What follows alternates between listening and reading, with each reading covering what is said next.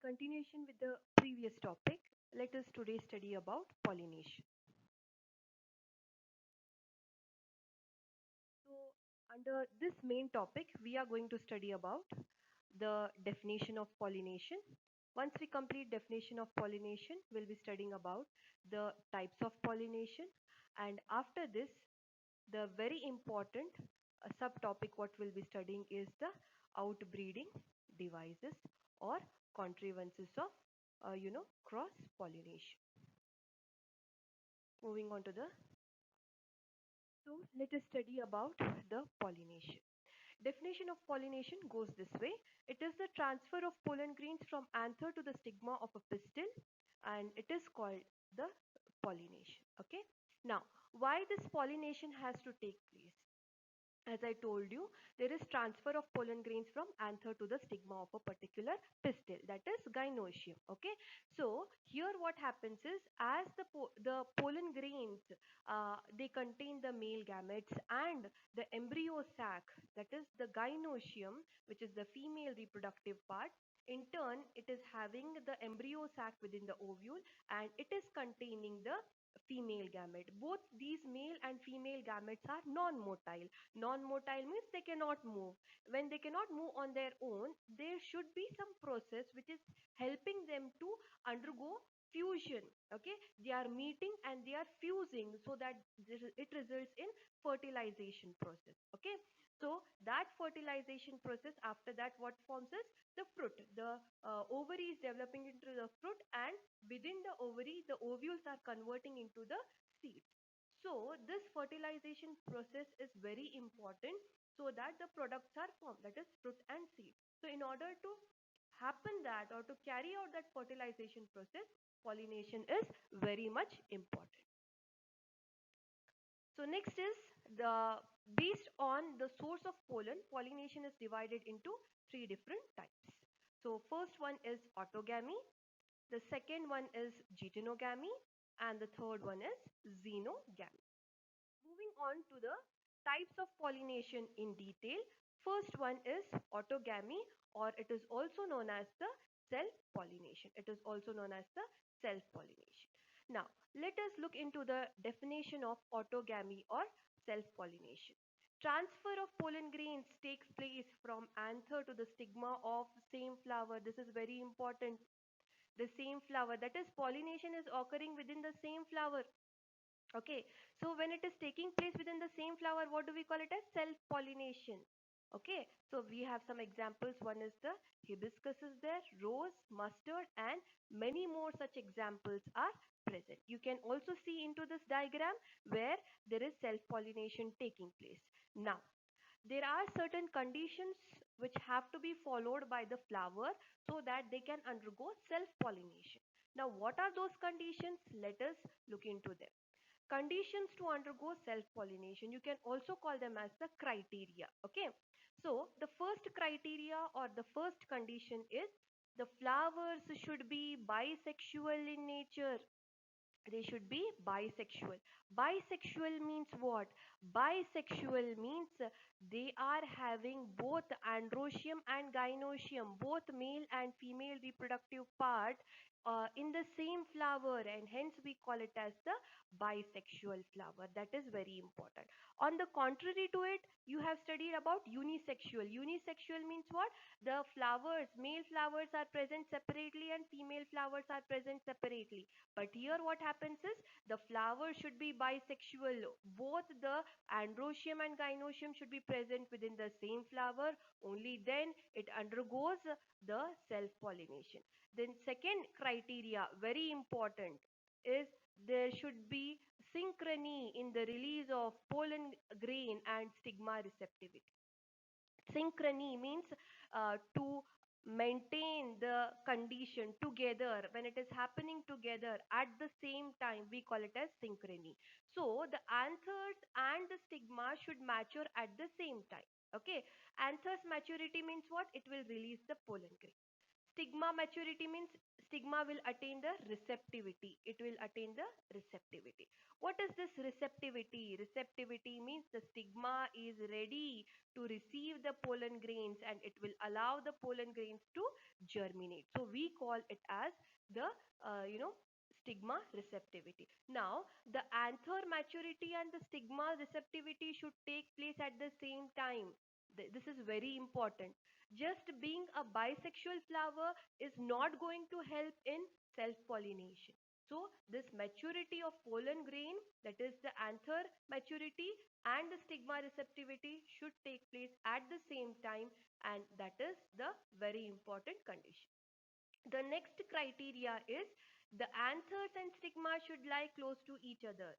Okay, what's the first criteria? Flower should be bisexual. Then the maturity of anther and stigma receptivity should take place at the same time. Okay, then the third one is the anthers and stigma should lie close to each other. Close to each other means there shouldn't be much distance.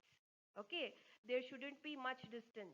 If there is more distance, what happens is there is a chance of pollen grain landing from some another flower. Okay, so here what happens is if both anthers and stigma are lying close to each other with less distance between them, easily the self pollination will take place. Okay, so here you can see in this picture self-pollination, that is the pollen grains are present within the anther lobes, and the anther and pistil, that is the stigma of the pistil, is very nearer to each other. So it is following all the three criteria in this particular picture. You can see that. That is the flowers are bisexual. Anther is present, pistil is also present. So pollen release is taking place. Stigma has also attained the receptivity. Then anthers and stigma are closer to each other. So all these factors are favorable and that is helping in the self-pollination. I hope you have followed this. Okay, moving on to the next part. So here what happens is in this autogamous flowers, that is self-pollinated flowers in certain plants like in oxalis, camelina, viola. So I have given the same examples in both the criteria, which means it is there from your textbook. It is being picked from your textbook. Okay, so this oxalis, camelina and viola, they are having two types of flower within the same plant. The picture is given here. Okay, so what are those two types of flower? Chasmogamous flowers and clistogamous flowers. What are those? The chasmogamous flowers and the clistogamous flowers are present. Now, the chasmogamous flowers are present here, you can see. Okay, that is above the soil in the aerial part, and these flowers are with exposed anthers and stigma. You can find the flowers are open.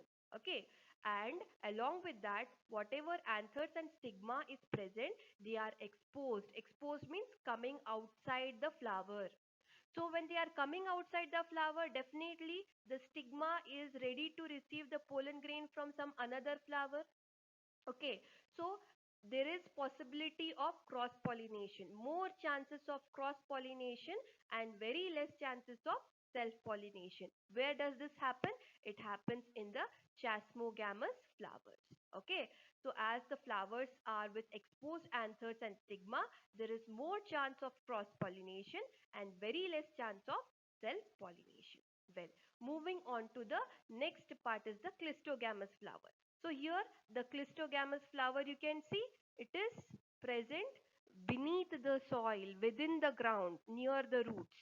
The clistogamous flowers are closed type. They are the closed flowers, and these closed flowers are there, and definitely what happens when the flower is closed, the anthers and the stigma, they are lying to close to each other. Okay, they lie close to each other, and hence it is assuring in self pollination. Okay, it's a bisexual flower. The anthers and the stigma lie close to each other. The flowers are closed. So when the flowers are closed, there is no chance of any other pollen grain coming and landing on the stigma of this particular flower. Okay, so there is only self-pollination, no cross-pollination in the clistogamous flower. One point you can see here, that is there is assured seed set is being given. So there is assured Seed set. Assured seed set is seed formation takes place without fail. So, one important point you have to remember in the self pollination is the self pollination is not dependent on pollinating agents. It may be the abiotic agents or the biotic, like wind, water, they are the abiotic agents. And the beetles, bees, insects, larger animals, rodents, reptiles, these are all the biotic agents, larger animals. So the self pollination is not dependent on any of the pollinating agents. Why? Because it is taking place, the flowers are bisexual and the pollination is taking place easily within them. Okay, so there is no much distance between the androecium and the gynoecium. So that's why there is no need of the pollinating agents. Moving on to the next type is the Geitonogamy. Geiton, let us try to split this word. Geiton refers to neighbor, gamy refers to marriage.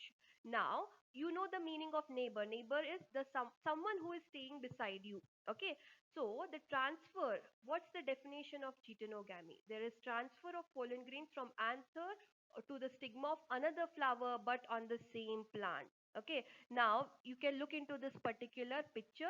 There what happens is you can see the second picture. There are two flowers. Okay, but these two flowers are present on the same plant. So there is pollen grains are being transferred from one flower to another flower. From one flower, the pollen grains are transferred to the stigma of another flower, but both these flowers are present on the same plant. They are present on the same plant. So we call this type of pollinating agent as, I mean, not pollinating agent, this type of pollination as the Geitonogamy. Okay, so Geitonogamy, this point is very important. This point is very important and you have to go through this. That is, the Geitonogamy is functionally cross pollination, but genetically it is similar to autogamy. Functionally, why it is cross pollination? Because in cross pollination you find the pollinating agents involved. Here also in Geitonogamy, the pollinating agent is involved. That's why it is functionally cross pollination. But genetically, if you look at the genetic makeup, okay, it is similar to autogamy. Why? Because the offsprings which are obtained out of this pollination in the next generation, they are very similar to the same type of plant, though the pollination is occurring between two different flowers. But what happens is, it is those both flowers which are differently present are growing on the same plant. So same plant means same genetic makeup.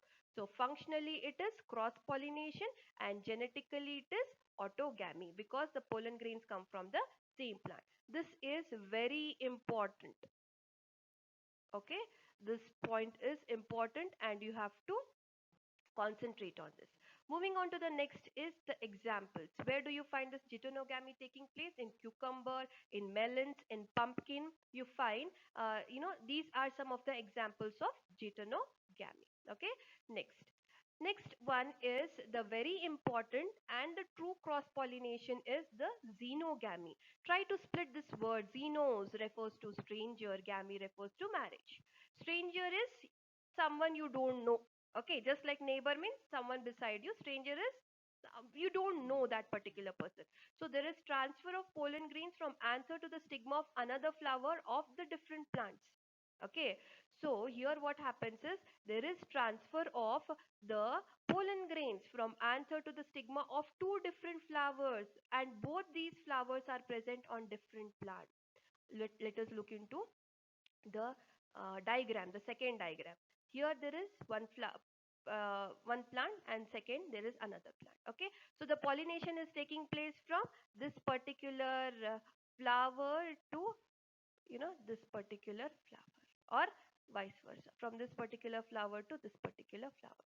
The pollen grains are being carried by the insect from one flower to another flower, which both these flowers are present on different plants, and we call it as the cross pollination. Xenogamy is also known as allogamy, or it is called as the cross pollination. and this results in genetic variation. Genetic variation, why? Because the pollination is taking place between two different flowers. As a result, there is genetic makeup will change because both these flowers are present on different plants, and hence what happens is the cross pollination is resulting in the genetic variation. Okay, let us look at the example.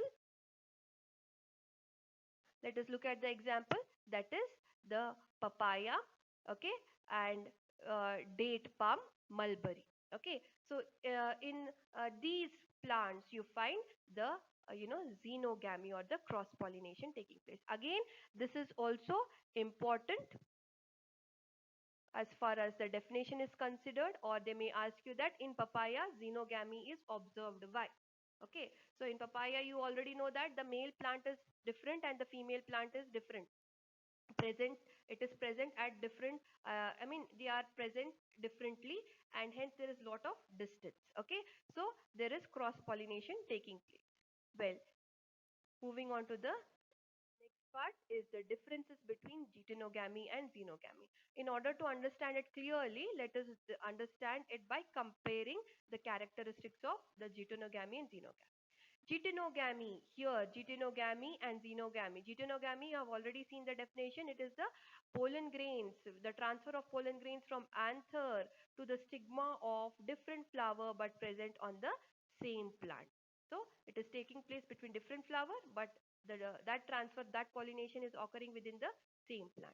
So xenogamy is the transfer of pollen grains from anther to the stigma of different flower present on the different plant. Okay. Now, in both, you can call this as the similarity, that is in both Geitonogamy and Xenogamy, as the flower site is, there is distance between the two flowers, okay, in Geitonogamy, and there is distance between the two flowers and two different plants. So in both, the pollinating agents are involved. Whereas in Geitonogamy, though the pollinating agent is involved, there is no genetic variation. Genetically, it is similar to autogamy, and in xenogamy, genetic variations are observed as the pollination is taking place between two different plants. So let us sum up with the help of this flow chart. The pollination, its types. Pollination, you have already seen the definition. It is having three different types: autogamy, geitonogamy, and xenogamy. Autogamy is also known as self-pollination. There is no genetic variation occurring. Geitonogamy, there is no genetic variation occurring, but pollinating agents are involved. In xenogamy, there is genetic variation occurring. There is pollinating agent involved. Going back to autogamy, there is no pollinating agent involved.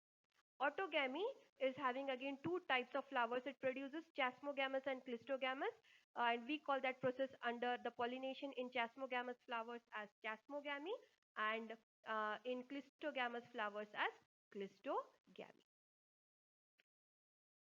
Coming to the very important part of today's concept is the outbreeding devices or contrivances for cross pollination. Now, what is this outbreeding devices? Outbreeding devices, they're naturally in most of the flowering plants. The plants, they cannot undergo continuous self pollination because that results in something we call it as inbreeding depression. Okay, so in order to avoid that inbreeding depression, the plants have modified their structures so that they are not going for the self pollination, they are avoiding the self pollination, and they are promoting the cross pollination. So that is the reason why the outbreeding devices are, developed. Let us look at the different important reasons why the outbreeding devices have been developed. So as I told you that there is adaptation in the flowering plants, mainly because there is they are preventing the self pollination, and they are promoting the cross pollination, promoting or encouraging. Next is they prefer the they prefer the cross pollination. Why are they preferring the cross pollination? The cross pollination is being preferred mainly because it is having more benefits than the self pollination. What is one of the benefits? One of the benefits is variation. Variation in the characteristics is helping in evolution. Now, because of this cross pollination only, we find variety of flowers, variety of plants, variety of fruits. Okay, it's mainly because of this cross pollination.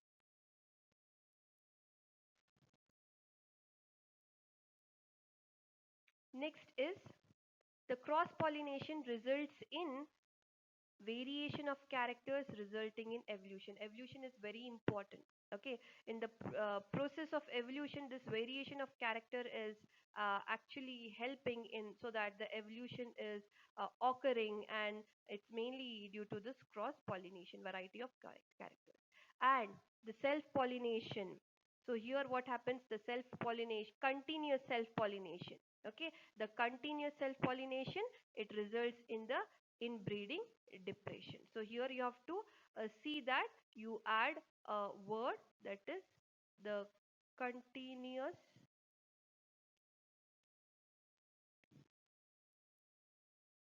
self-pollination. Continuously, if the self-pollination takes place, that results in the inbreeding depression. Now, what is this inbreeding depression? See, in the over period of generations, continuously, if the self-pollination taking place in the same species, that results in low productivity. The productivity of the plant reduces. The fertility of the plant reduces. The plants in future, they cannot produce on their own. Okay, and the original characteristics are lost. So in order to prevent this, the cross pollination is basically preferred. Moving on to the different outbreeding devices. First one is the dicliny or the unisexuality. Dicliny or the unisexuality. So here what happens is, the name itself tells us unisexual means either the flowers are male or they are female. That is, the male flowers are present separately and female flowers are present separately. So they may be either monoecious or they may be dioecious. What is this monoecious and dioecious? Again, you have studied in your first chapter, reproduction in organisms. Monoecious means male and female flowers are present separately on the same plant.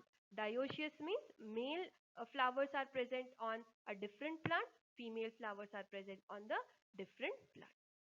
So here you are having the examples, that is uh, the cucumber and the papaya. Cucumber as well as papaya. There are many examples for this. So when they are unisexual, definitely what type of pollination takes place? It is only the cross pollination. Why? Because the in order to undergo self-pollination, what happens? The flower should be bisexual. That is one of the important conditions. But here, the plants have adapted or modified their structure, and they have resulted into the unisexual flower so that they can undergo only the cross pollination. Now, looking at this particular part, that is the male and female flower. So here you can find the anther as well as the filament. The anther and filament, that is stigma, that is the parts of the male flower. And here you can find the stigma, okay, and the style, okay. The stigma and style, that is the part of the female flower. Stigma, style and ovary, and anther is having the pollen grains. These anthers are releasing the pollen grains. So the transfer of pollen grains from anther to the stigma of different flower is taking place. And what type of pollination do we call it as? Cross pollination.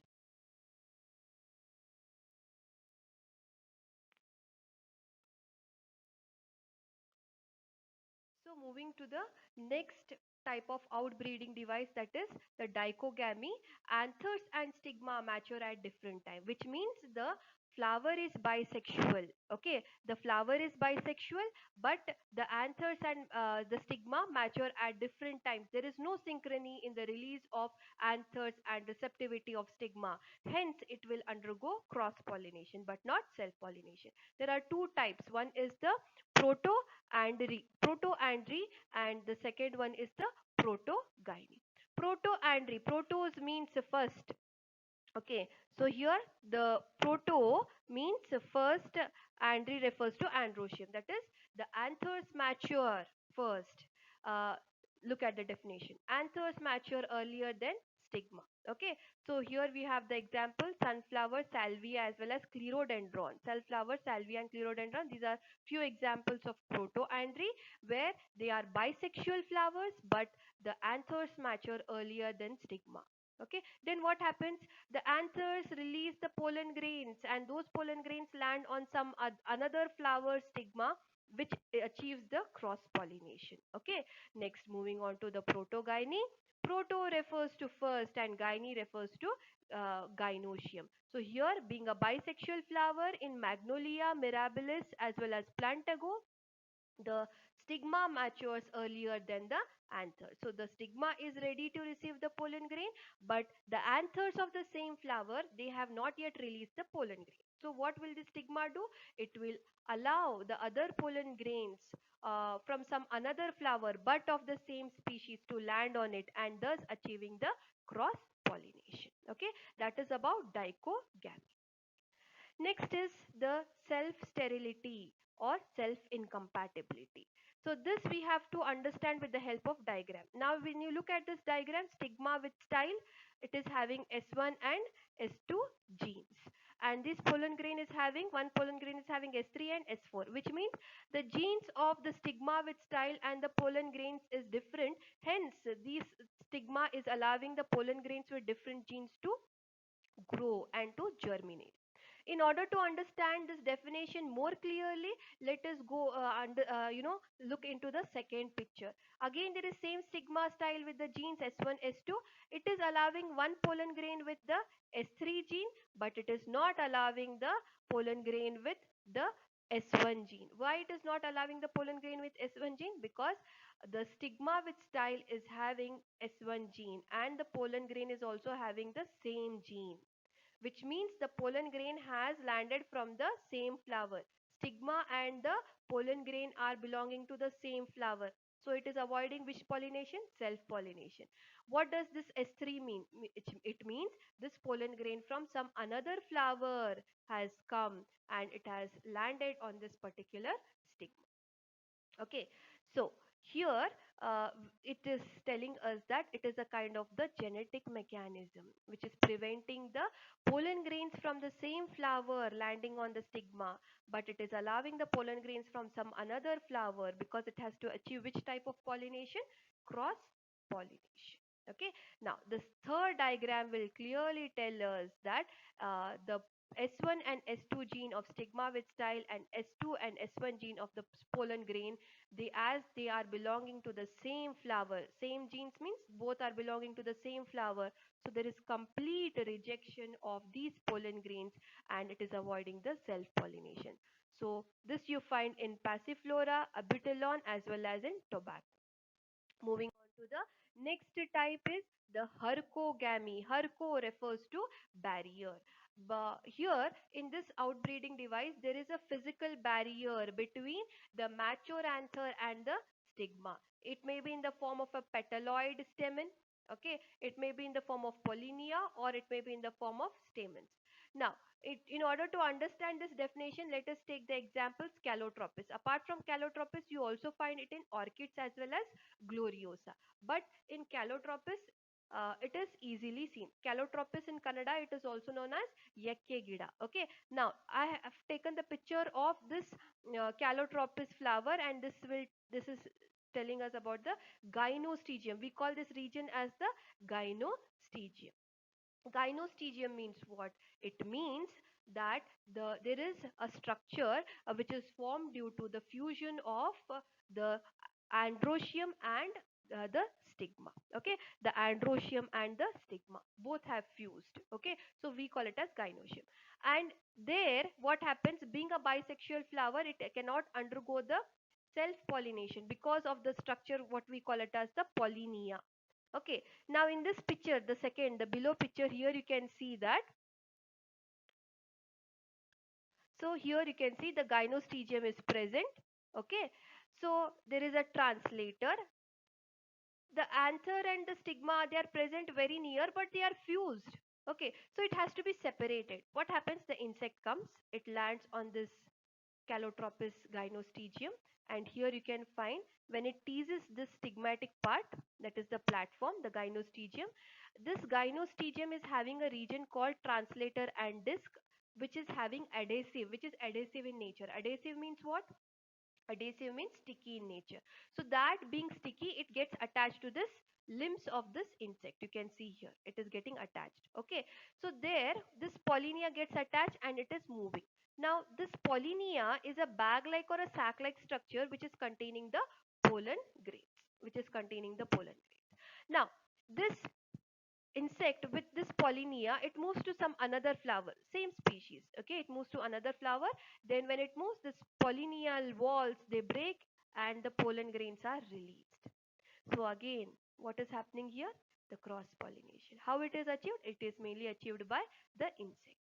Okay, so the physical barrier is created naturally, and hence there is no particular self pollination occurring, only cross pollination. Now, extrostamens means in Gloriosa you find this, the extrostamens means the stamens are projected outside the flower. So, being a bisexual flower, those pollen grains will not land on the stigma of the same flower, mainly because the stamens are exposed outside, and hence those pollen grains will be carried to some another flower. Okay, next. Heterostyly. The last type of outbreeding device is the heterostyly. Hetero means different. Styly refers to the length of style. In the styles of some flowers, okay, the styles of some flowers, they vary in their length. That is in primula as well as in jasmine flower. Okay, so you find there are two types of flower. In both these, there are two types. One is the pin eye. Pin eye means, here this diagram is there. It is the long style and short stamen. The style is long and the stamen is short. Okay, and thrum eye means the style is short and the stamens are long, which is projecting the stamens outside the flower.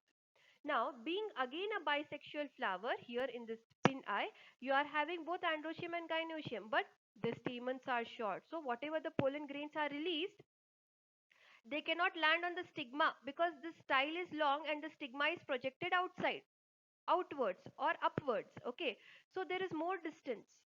So the self pollination cannot take place. So when the insects visit the thrum eye, so when they move to the pollen, the anthers, they carry the pollen grains. Okay, they carry the pollen grains and they come and land on the stigma of this pin eye, and that is helping in achieving what? It is helping in achieving the cross pollination, pollinating agent. Similarly, when the pollinating agent, when it visits the spin eye anther, from there they carry the pollen grains and they will take, when they visit the thumb eye stigma, okay, they are landing, those pollen grains are landed by the pollinating agents on the stigma, thus achieving the cross pollination. So this is about the heterostyly and the outbreeding devices. This completes about today's topic. What you have to remember in this is the definition of Geitonogamy, Xenogamy, that may be asked for as a 1 mark question. Next is regarding the outbreeding devices, which is very important. It's 5 marks important question and you have to go through this.